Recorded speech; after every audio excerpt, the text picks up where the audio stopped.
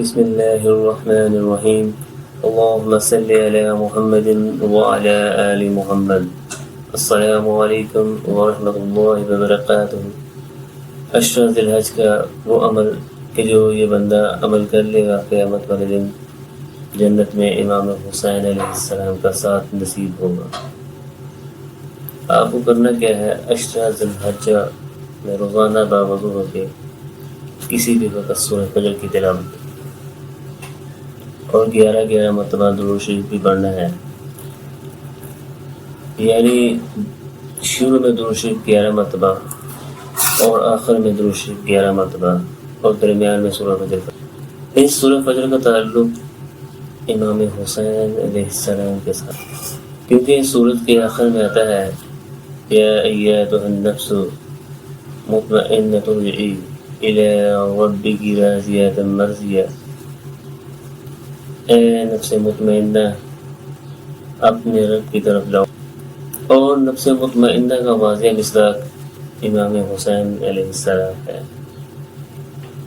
اور ولیال عشر، یہ جو 10 راتیں ہیں ان سے مراد ایک قول کے مطابق محرم الحرام کی پہلی 10 راتیں ہیں، اور ان 10 راتوں کا بھی خاص تعلق امام حسین علیہ السلام، اس لیے اس سورہ فجر کا لنک امام حسین علیہ السلام کے ساتھ زیادہ بنتا ہے۔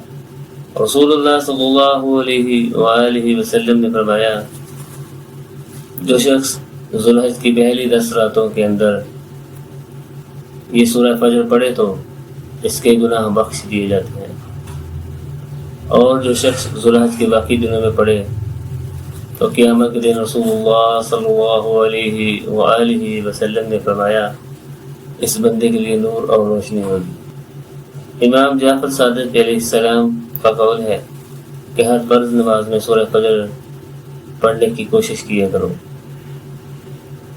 کیونکہ سورہ فجر کا تعلق امام حسین علیہ السلام۔ امام جعفر صادق علیہ السلام فرماتے ہیں، جو شخص یہ سورہ فجر پڑھے گا وہ قیامت والے دن امام حسین علیہ السلام کے ساتھ ہوگا، جنت میں ان کے درجے میں ہوگا۔ اس سے بڑی خوشی قسمتی کیا ہو سکتی ہے؟ میرے دوستوں، زیادہ سے زیادہ ثواب کمانے کا مہینہ ہے، اس لیے ہر رات کو سورہ فجر پڑھ کر سونا چاہیے۔ اللہ تعالیٰ سے دعا ہے کہ اللہ تعالیٰ نے آل محمد کا ساتھ نصیب فرمائے۔